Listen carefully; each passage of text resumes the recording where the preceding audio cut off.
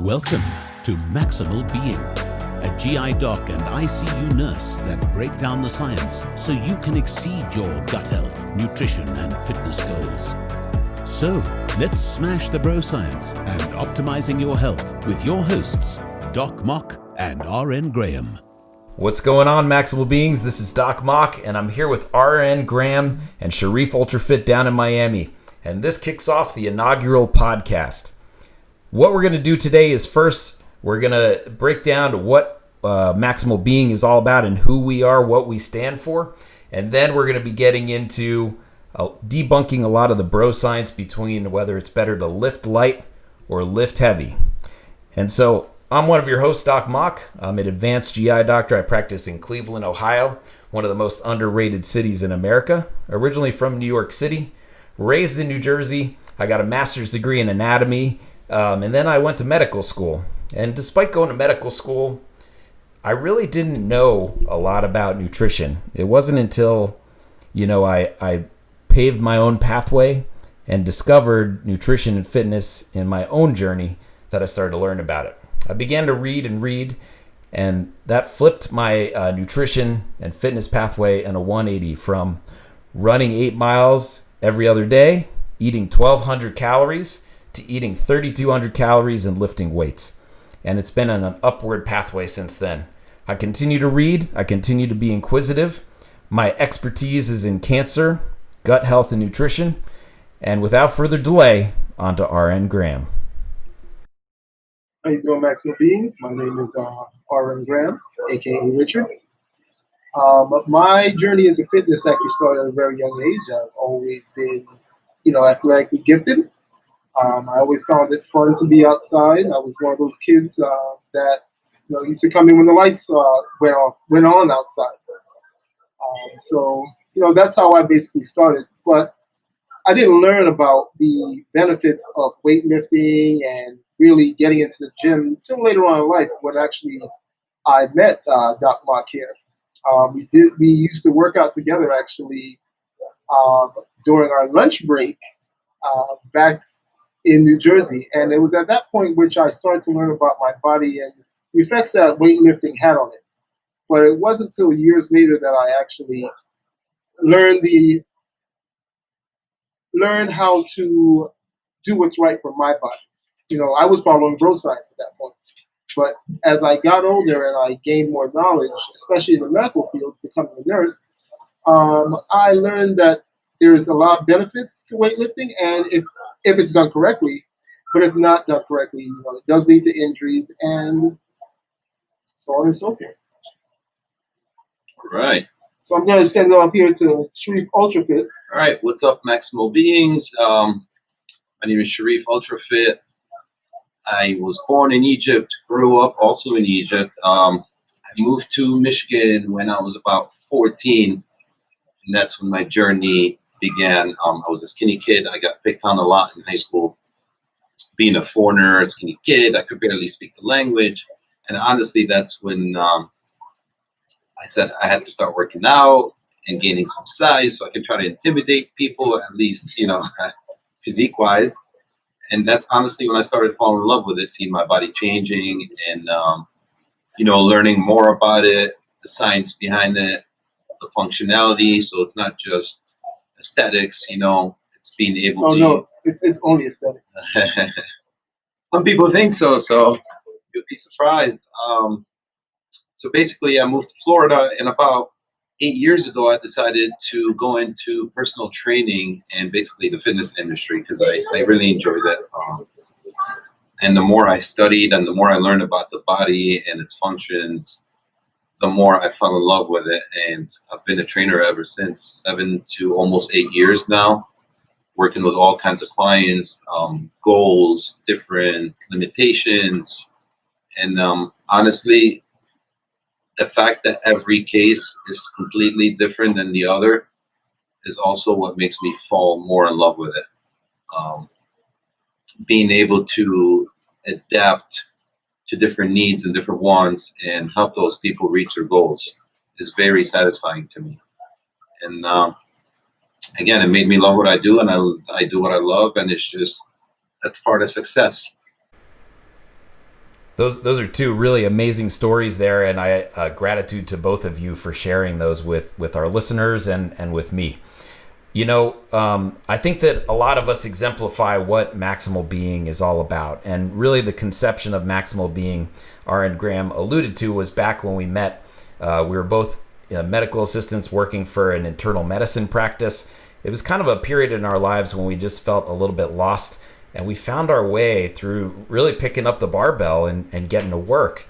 And it's amazing what moving around, what proper nutrition, and what building sustainable lifestyle, fitness, and nutrition habits can do.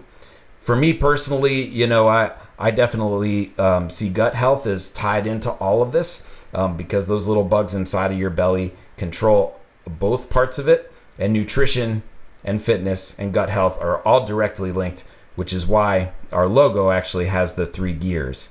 So I figured, unless you guys have anything else to add to what maximal being is all about, we could jump into our topic. I think it's in the name. I think every day you really should be trying to maximize who you are. I don't know how you feel about that, Sherif. I agree, man. I agree. People have so much potentials than they really think they have already. They just don't push to get to that level. They don't push through that threshold. But once you teach them, once they get the proper education, they're able to push through. It's just they need that little switch. And it's not about meeting our expectations. It's about whatever it is to meet your next level of expectations and meeting your next level of goal and satisfaction in your life. And again, it's all about sustainability. So with that said, the world is crazy right now. There are a lot of terrible things happening. Also a lot of good things happening too. And here at Maximal Being, I feel so thankful that we've built and we are building this community that's filled with supportive people. And so we're going to continue the love here today, just by kind of discussing, how you can love your body by either lifting light or lifting heavy. So, what do you guys think? Is there a right way to lift? There's definitely a right way to lift. And it's neither light or heavy. It's a little bit of both. So you really have to do both, right? To be the complete package, you got to train in all aspects, right? In all planes of motion. You got to train your flexibility. You got to train your strength. You got to train your endurance. You got to train your explosiveness. So should you lift heavy all the time? Probably not. Should you lift light all the time? Also probably not. Should you mix them both up?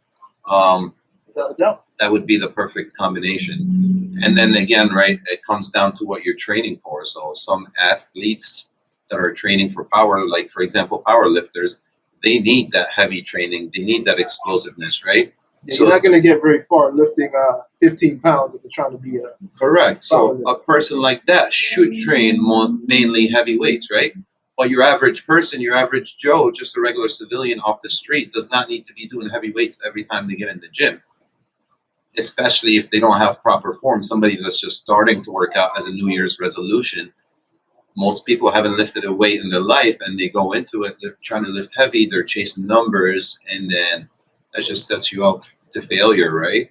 Exactly. Injuries down the road and the longevity, soreness, wrong soreness, muscle tightness, and then you start compensating. And once you start compensating, again, you're putting yourself at risk, more risk for injuries. So it comes down to what you're training for. You got to have a purpose, right? Otherwise, you cannot stay consistent with your training regimen. I think you hit on a really important point, which is what are your goals? And we have to define what success is, right? Is success being stronger, meaning lifting more weight? Is success hypertrophy, meaning getting bigger muscles? Is success having more stamina, meaning more muscle, an ability for your muscle to last over time? And so what do you guys think about light versus heavy in those situations? So basically, when it comes to that, for example, myself, I am generally speaking a light lifter for my size. People ask me, "Oh, what do you bench?" And I tell them, not that much. And they're like, oh, how's that possible? You have some good size on you. And I say, because of the way I live. I am a big believer in lifting light because, as Sherif touched on, you're more prone to injuries the heavier you lift. I'm not interested. Look, I'm not going to the gym, to try to show off. My body does the showing off for me. Whether I can lift 245 or 135, it doesn't matter because it's about how I want to look. So there's guys in the gym that lift heavier than me, but they don't look like me. But it's because of the way they train versus the way I train. I lift light, but I do lift closer to failure as long as I'm keeping form. So I'll lift 16 to 20 on some sets, but I'm really concentrating on contracting the muscles. I mean, that's where people lose out a lot. They're not focusing on what they're doing during the workout. Sure, if you want to touch a little bit on that. So the funny thing is, muscle does not really know weight, right? Muscle just knows contraction, time under tension. It doesn't know if you're lifting 10 pounds or 20 pounds or even 100 pounds.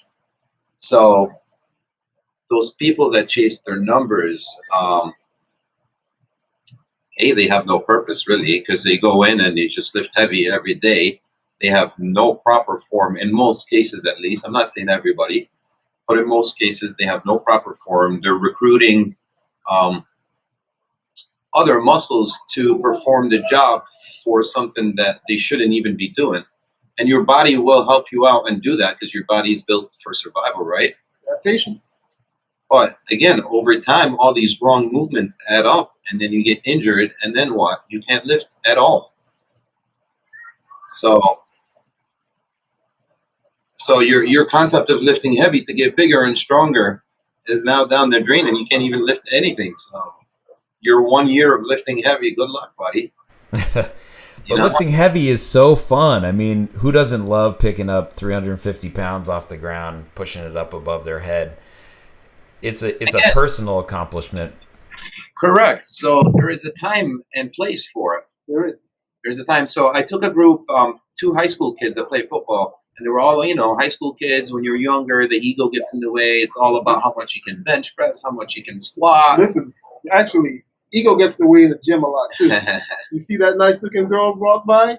Yeah. They're trying to push more weight. And I mean, I get it. But the problem with that has a lot to do with pride and ego. And pride and ego can lead you down a path you don't want to go down.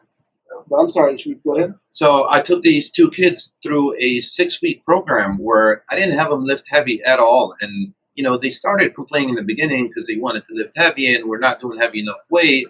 But I took them through moving slow through your rep, like concentrating on your eccentric and your concentric and your isometric and higher reps.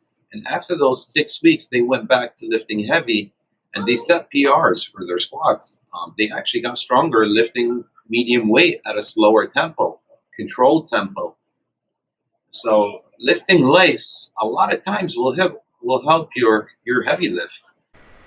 So again, so how do we also define light versus heavy lifting in reference, I think, to PR? What would be your standard definitions?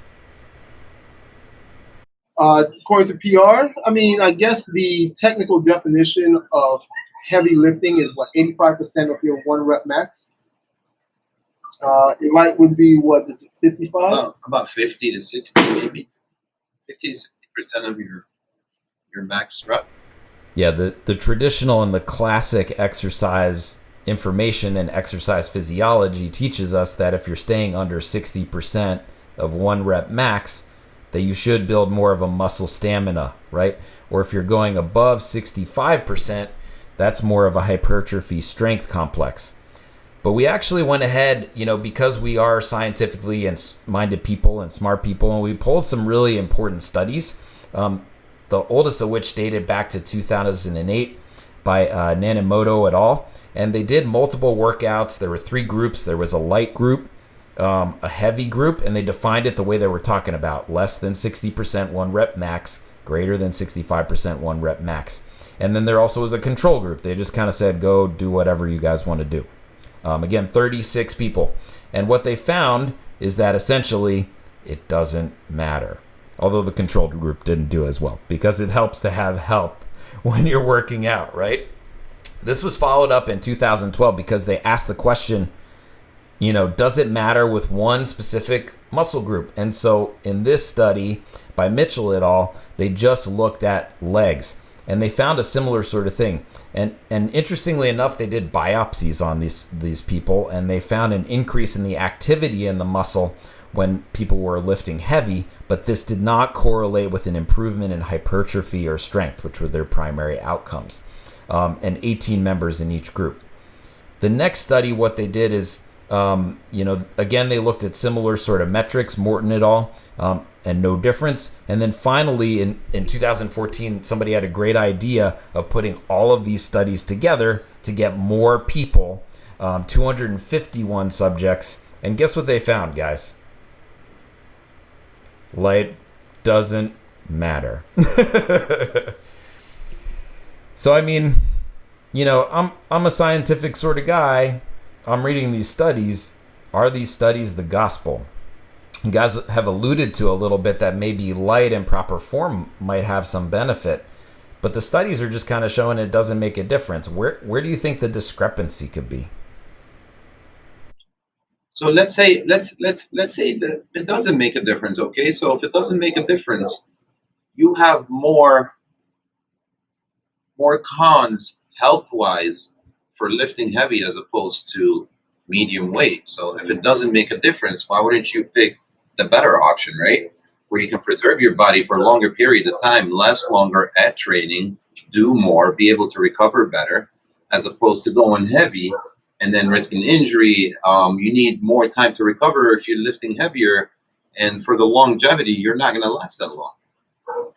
So, I mean, I feel like that's a smarter choice. Again, unless you're training for a powerlifting competition or anything else that requires the heavy lifting.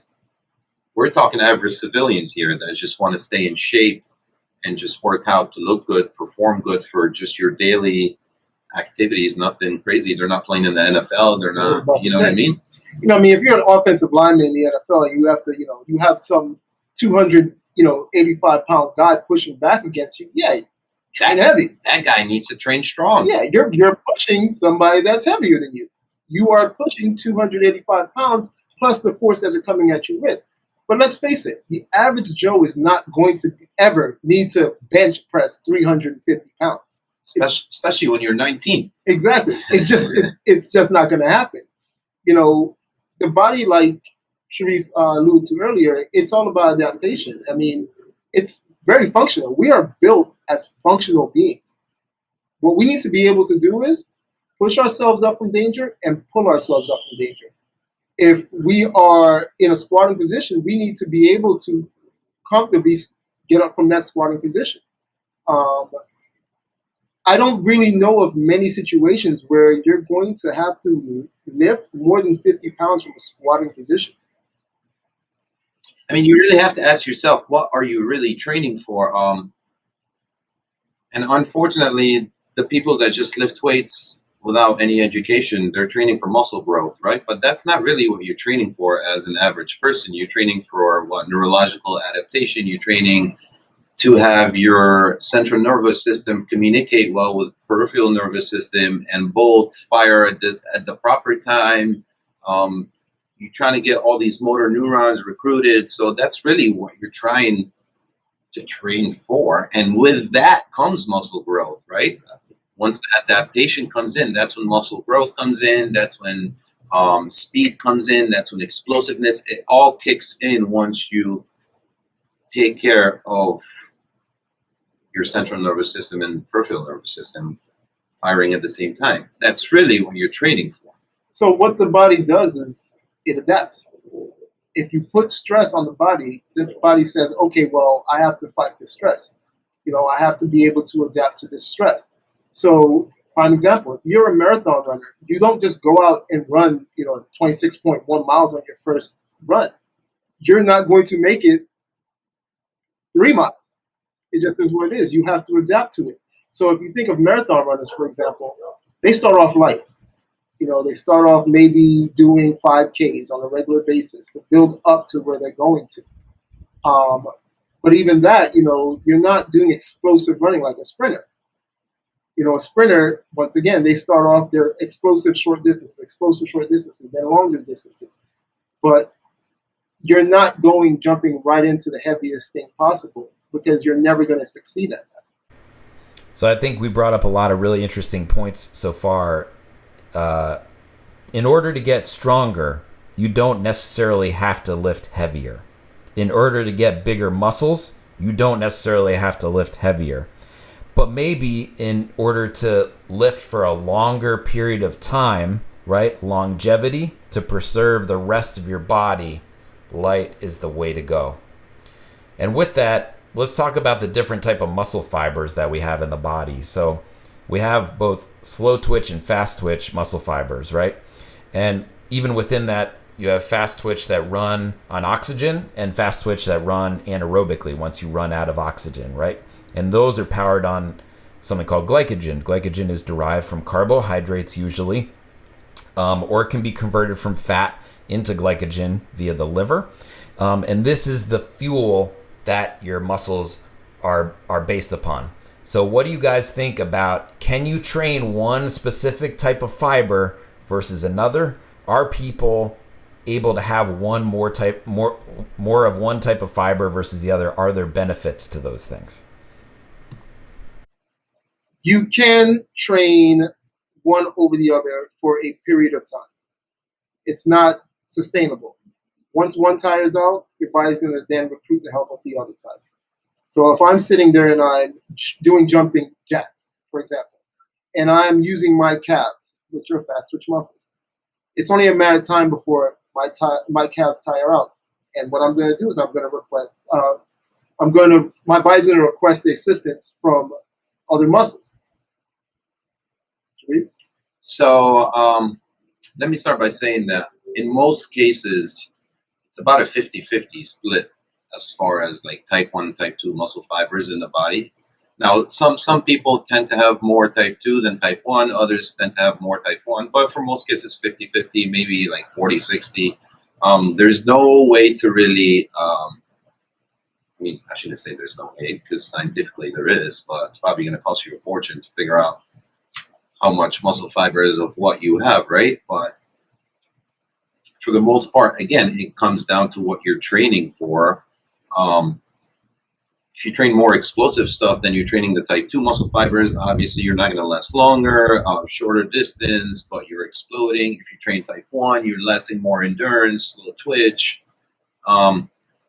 Like Richard said, at some point, say you're training a endurance type 1 muscle fibers. Once you type 1 muscle fibers, get tired, say 30th rep, 40th rep, whatever it is that you're doing, depending on the weight, at some point your type 2 is going to kick in. Unless you stop at that point, then you're only training your type 1 muscle fiber. But if you keep going, then the type 2 has to kick in to help out with the movement.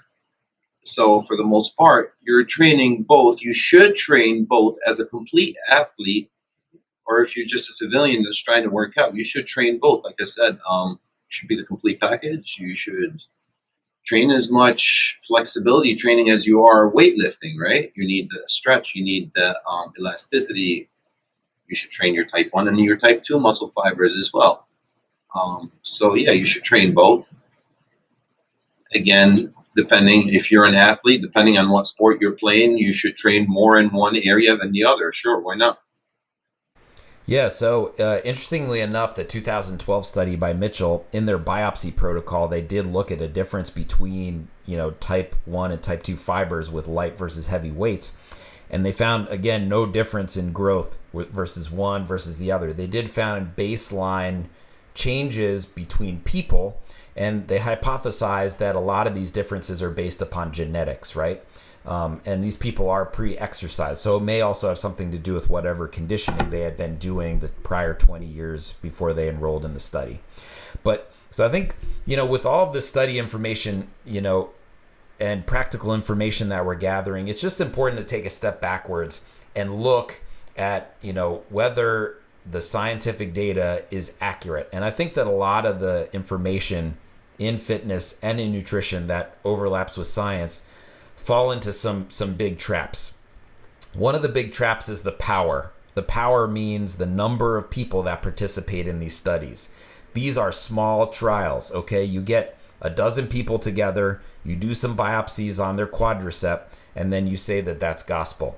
So the classic example of this in recovery is with Gatorade. Sorry, Gatorade people, but with sports recovery drinks.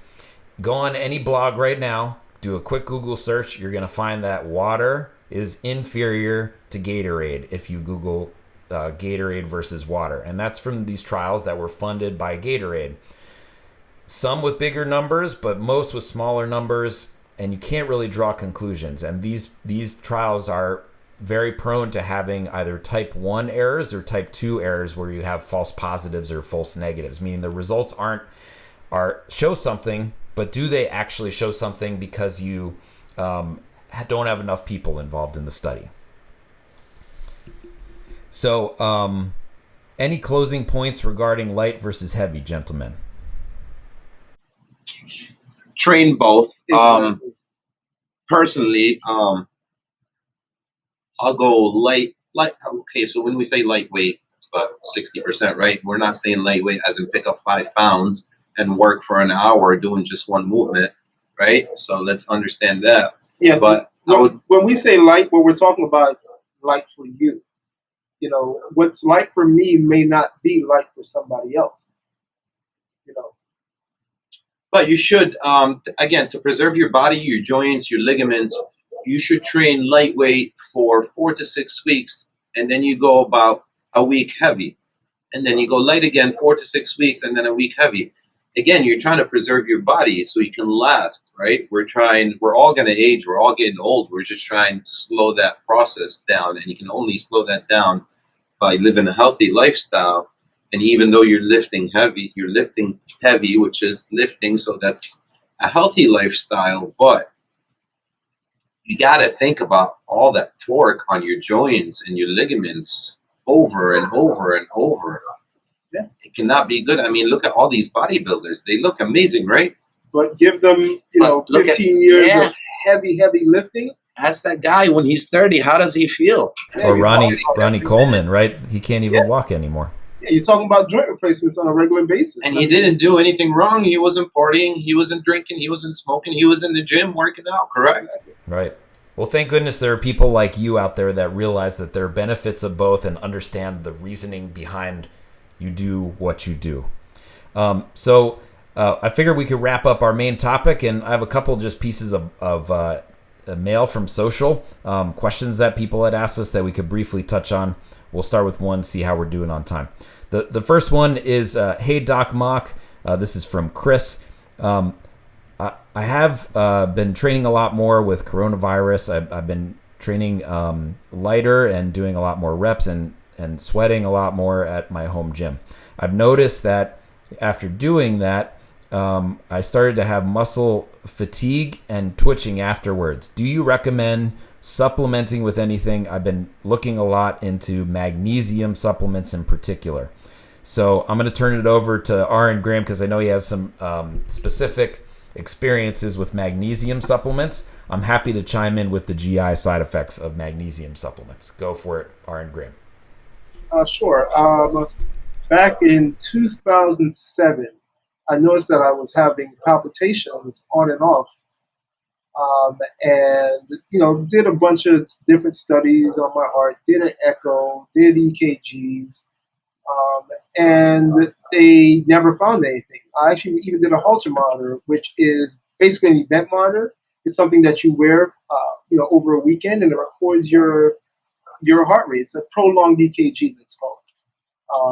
And it wouldn't pick up anything, but I was definitely still having these palpitations. So I went to a doctor who was actually a very intelligent man. And he said, what you're probably having is something called proximal AFib. So what would happen basically is my heart would be beating normal, and then for short periods of time, it would change its beat and then come right back. So what he did was he gave me magnesium as a supplement, and it did actually have a very, very good effect on that. And it's because of the effects of magnesium on muscles.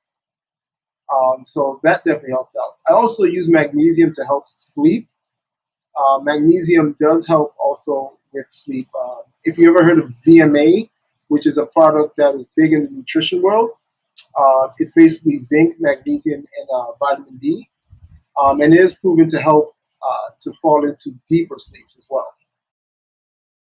Sherif Ultrafit, you recommend it for your clients for training purposes? What do you think? As far as supplements or just the magnesium? Yeah, magnesium. Magnesium, yeah. Absolutely. Supplements do help magnesium, including magnesium. Problem is, you still have to have the proper nutrition with that as well, right? Yes. So people think because they're taking some sort of supplement, whether it's magnesium or vitamin D or protein or this or that, that they don't need to eat the regular meals. And that's a very big misconception that people need to learn. But yes, absolutely, I would recommend it. Yeah, you can't supplement your way to wellness. Magnesium's main jobs in the body globally are to slow things down, right? It does that in the heart, as RN Graham had alluded to, so it takes your heart and just kind of smoothens out the contractions. And it does the same in the muscles, right? It tells the muscles to kind of calm down a little bit. In the gut, however, it has the opposite effect, right? Because usually when things are in overdrive in the rest of your body, your gut does not like that. It does the opposite of what the rest of the body does. So actually, we give magnesium as a way of cleaning out the bowels to take a look in the colon. So you may find if you do supplement it, although it may help with your muscle soreness, that you get diarrhea as a side effect. And that's a very common reason to have diarrhea. So I would say use it with caution. But as Sherif Ultrafit mentioned, it does not supplant proper diet. As long as you're getting enough vegetables, enough different colors, you're going to get magnesium somewhere in your diet. Do you guys think we have time for one more question, or do you want to go ahead and wrap things up for this week? Let's get that one more question. Let's do it. All right. So this comes from Tammy, and she says, "Hey, Doc Mock, I really appreciate all the information on nutrition. I've built a lot of really sustainable lifestyle changes. I just find myself at the end of the day craving something sweet.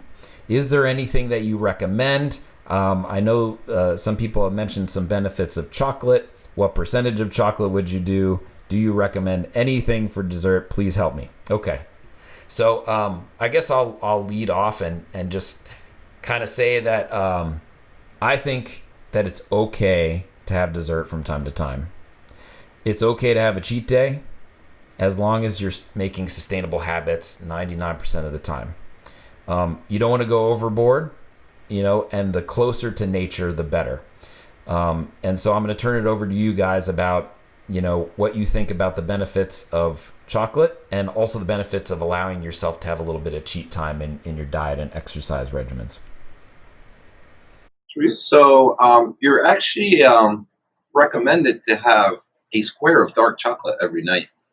And that should crave your sweet tooth or meet your cravings for a sweet tooth.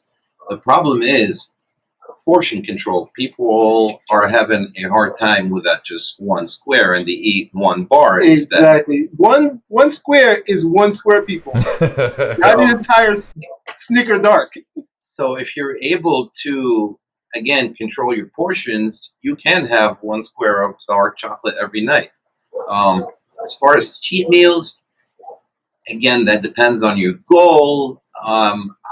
I don't like the idea of a cheat day per se, because then people go all out that day. They'll have their pizza and their ice cream and their fried this and their fried that and their sodas. They're really taking advantage of that one day. Yeah. And then you're basically messing up everything you did for the whole week. The whole week. So the way I look at it is, on average, you're allowed 3 meals a day times 7 days a week. That's 21 meals a week, right? Depending on your goal and what you're trying to accomplish, or if you're trying to move forward, if you're just trying to maintain, it should be an average of 1 to 2 meals a week you can cheat. I mean, if you're really there and you don't need to improve anymore, yes, you could have 2 meals that you could cheat, whatever meals you want. If you're a person that's trying to make gains, you honestly shouldn't have any cheat meals, but just to keep you on track, you're allowed 1 cheat meal a week. The way I look at it. So my theory on cheat meals is this. how hard are you training? You know, if you do a session in the morning, you know, fasting, and you're burning 350 calories, you know, that slice of cheesecake that you're having as your cheat meal has just now negated that 350 calories you burn. And some. And some. Because I don't need chocolate. I'm all the chocolate I need. But you put a cheesecake in front of me, and I'll Terry Crews, ladies and gentlemen. you give me a cheesecake, and I'll eat the entire cheesecake. The difference is I'll go in the gym and I'm burning an exorbitant amount of calories. I'm someone that I have to eat. I have to eat constantly. I mean, I probably eat close to anywhere between 3,500 to 5,000 calories when I'm really training. The average person probably can't do that. You know, the average person, you really should stay somewhere, depending on your goal, between 1,700 to 2,500. I don't know if that's the numbers that you have, Schaefer, but that's you know, how I look at cheat meals. How hard are you training? Is it something that you can actually afford to do? As Sherif said, what's your goals? So to touch up on that, at the end of the day, it is calories in versus calories out, right? So you're supposed to, like he said, he's training hard, he's hungry all the time, he's consuming 3,000 calories plus a day, and that's completely fine. You can eat as much as you want, but 3,000 calories of nutrient-dense food is a lot better, and you're eating way more portions than 3,000 calories of caloric-dense food, right? If I'm always at McDonald's, or if I'm always eating potato chips. Or whole cheesecakes. Most of that is empty calories, right? You're just getting the calories out of it. You get new nutrients, very, very few nutrients, if any, right? So you cannot, in a way, you're getting so much calories and you're eating very little. That's why you're always hungry. As opposed to having so much calories and eating so much that you can't even get to the 3,000 if you wanted to. You almost have to force yourself to eat. Yeah, I almost feel like this question could be its own podcast. I mean, you know, I think it's okay to have the mental clarity in your training program to have a little bit of cheat time and cheat space, and don't beat yourself up as long as you get right back up and get back in the ring again. If you're gonna pick a dessert, I think the dark chocolate is a great way to go, 1 to 2 squares. If you're going above 70%, you really have a very low sugar content, and you're just getting some good saturated fats, usually from milk fats, and you're also getting cocoa, and cocoa has a lot of ability to scavenge free radicals, which damage your cellular structure, so they're antioxidant properties. If you're going and having a huge sundae, topping it off with food, well then yeah, you're probably undoing a lot of your hard work. So I would just say tread lightly. If you're finding that your issue is with hunger, you probably need to eat more food. And I feel like our society just trains people eat less, eat less, eat less to get skinny, to look like all the models. But really, you probably need to listen to your body and eat more food. So I think we're going to wrap things up here. Really appreciate you guys for all of those wonderful thoughts and all of the knowledge. And I thought that it was a really great discussion around practical implications as well as scientific discovery. Sherif Ultrafit, where can we find you on social media? Yes, Instagram. You can find me at Sherif Ultrafit, or on Facebook. That's Sherif Abdulatif. And RN Graham, what are we doing these days on MaximalBeing.com? Well, on MaximalBeing.com, you can check out all of our writings on there. We're also now launching our YouTube channel, which actually has been launched. We're gaining more content on it every single day. And we actually also do giveaways. Last time we gave away a TRX band, and this month we're giving actually away some really nice AirPods. So we don't slack here. We're going to give you stuff that you really want, and you stay tuned. Maybe you'll be the next one to win. Yeah, Kombucha course is out on Udemy. You can link to that at maximalbeing.com/courses.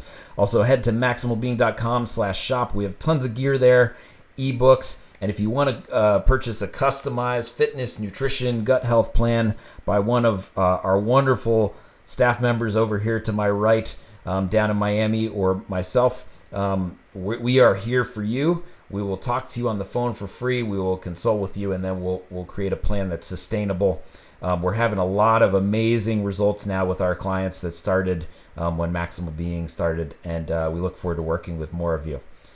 So, without further ado, that's the first podcast, gentlemen. I think it was a success. And this is Doc Mock, along with Aaron Graham, Sherif Ultrafit, for the MaximalBeing.com podcast. Stay away from the cheesecake! Thank you for having us on. Thank you so much.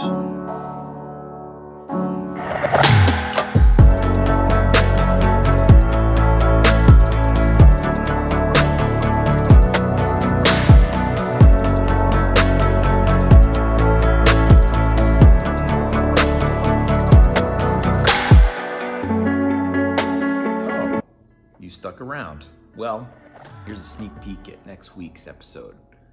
The guys are going to be grilling me, a doctor, to see if you truly can trust what your doctor's saying about nutrition. So stay tuned for next week.